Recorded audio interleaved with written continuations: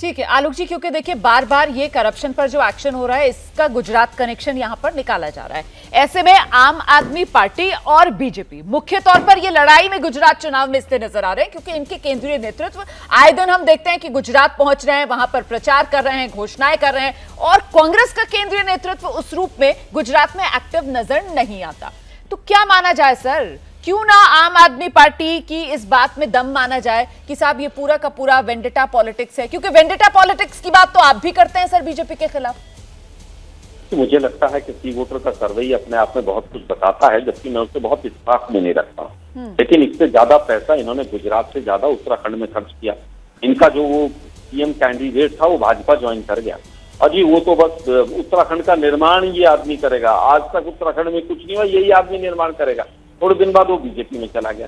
अब मैं केवल ये पूछना चाहता हूँ, वैगनार से प्राइवेट जेट तक की जो जर्नी है, इसमें पैसा कहाँ से आ रहा है? पंजाब में जो पानी की तरह पैसा बहाया गया, गुजरात में जो पानी की तरह पैसा बहाया गया, ये केजरीवाल साहब कहाँ से ला रहे हैं? ये पुराना भ्रष्टाचार है, नया भ्रष्टाचार है?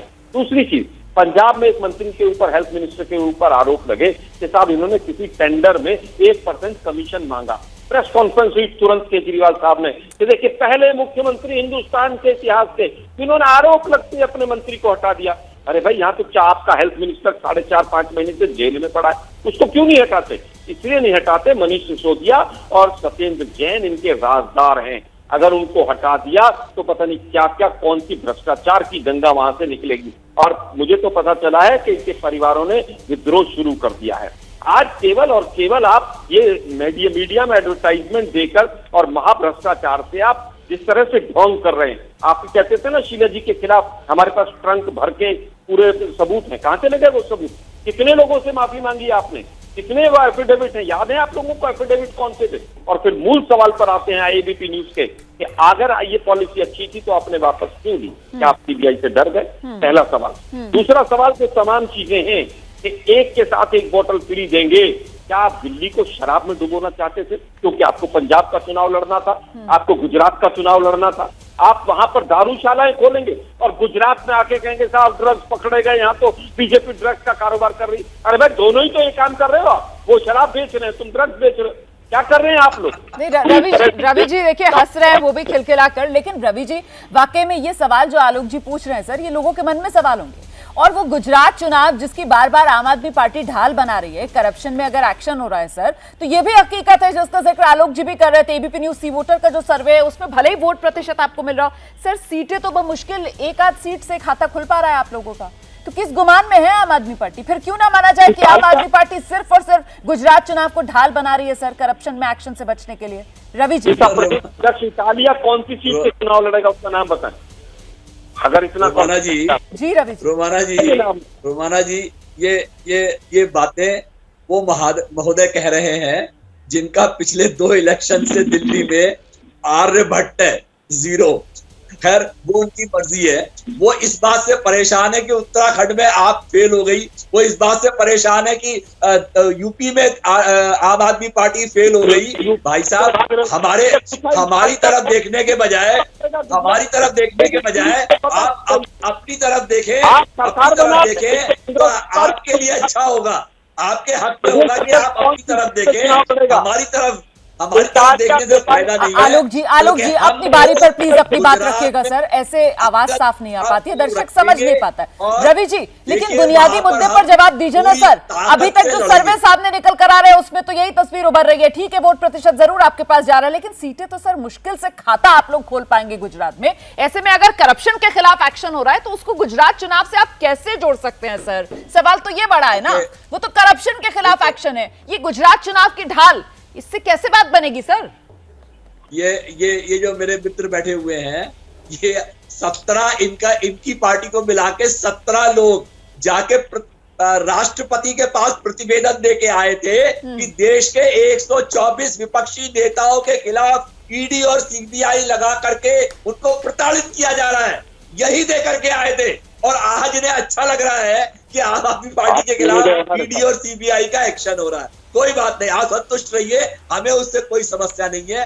गुजरात में हम अपने मुद्दे पे लड़ेंगे। बिजली, पानी, सड़क, रोजगार, महंगाई, महिला सुरक्षा, ये हमारे मुद्दे हैं। इनका बीजेपी के पास 27 साल से कोई जवाब नहीं है। 27 साल का इन्होंने काम किया है, इनके पास दिखाने को, शोकेस करने को एक भी चीज गुजरात के अंदर नहीं है। तो इसलिए लेकिन आरपी सिंह साहब, ठीक है आरपी सिंह साहब, लेकिन अब जिस तरीके से मनीष सिसोदिया को कल सीबीआई ने बुलाया है और ये कयास लगाए जा रहे हैं कि मनीष सिसोदिया की गिरफ्तारी हो सकती है, खुद आम आदमी पार्टी के नेता जो हैं वो कहीं ना कहीं इस ओर इशारा कर रहे हैं, इससे आप क्या समझ रहे हैं सर? क्या ये डर है? क्या आम आदमी पार्टी के ये भीतर का डर है कि कहीं गिरफ्तार हो ना जाए मनीष सिसोदिया, इसी वजह से इस तरीके के बयान? डर है क्योंकि चोरी करी है, जिन्होंने चोरी करी उसी को डर होता है ना।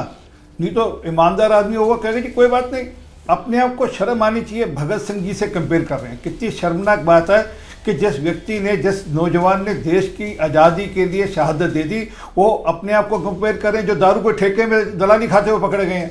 कितनी शर्मनाक बात है। और ये तो किसी हद तक जाते हैं। अभी वहाँ जाकर बोले कि मेरा जन्म जन्माष्टमी वाले दिन पैदा हुआ था मैं, कितना झूठ बोलते हैं। इनका जन्म हुआ था 16 अगस्त को और जन्माष्टमी थी 17 अगस्त की। और एक और जानकारी दे दूँ, जिस दिन जन्माष्टमी होती है उसके अगले दिन कंस का जन्म होता है।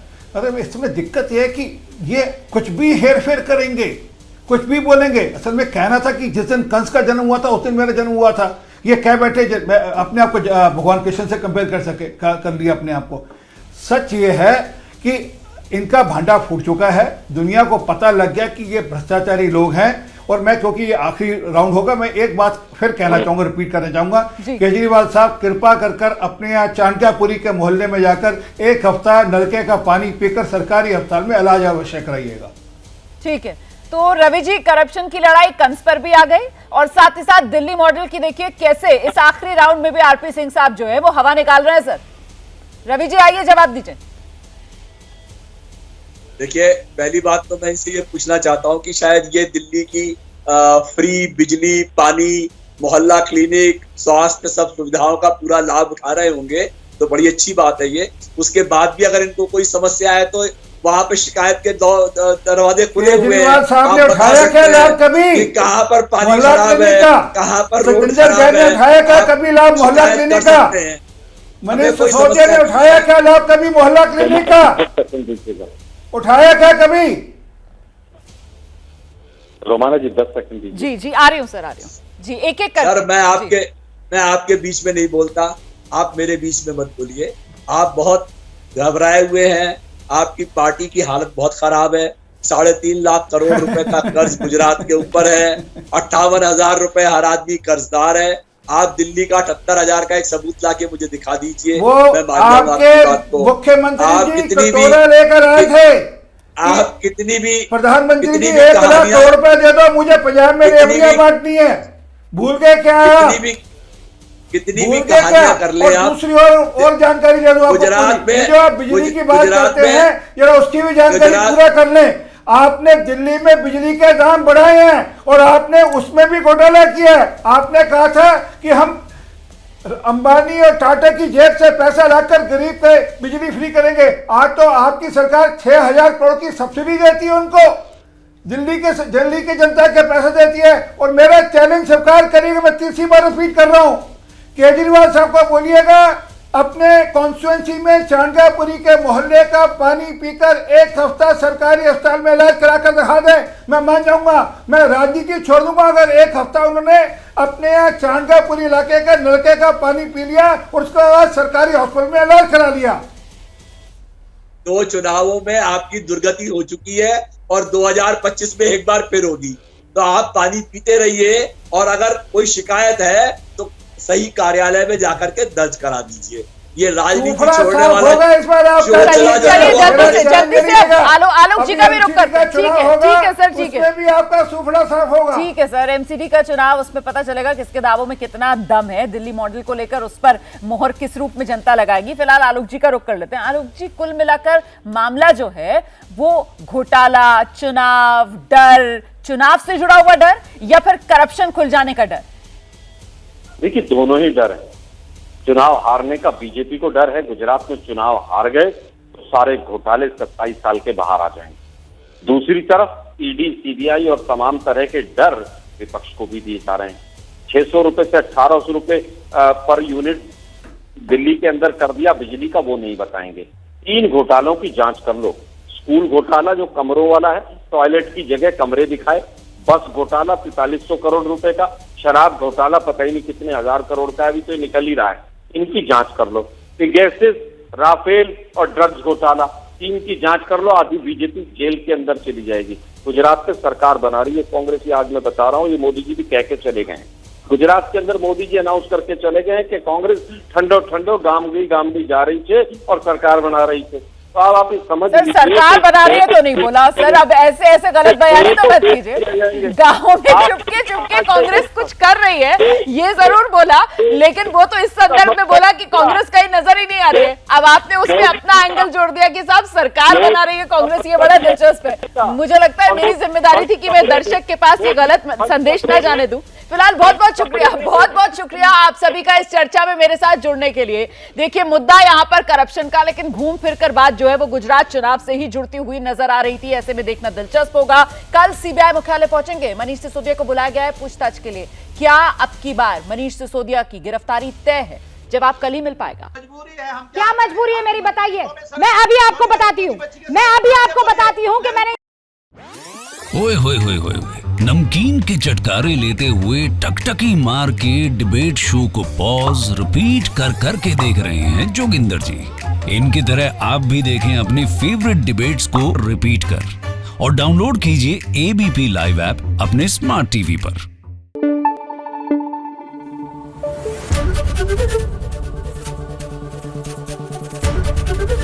एबीपी न्यूज आपको रखे आगे।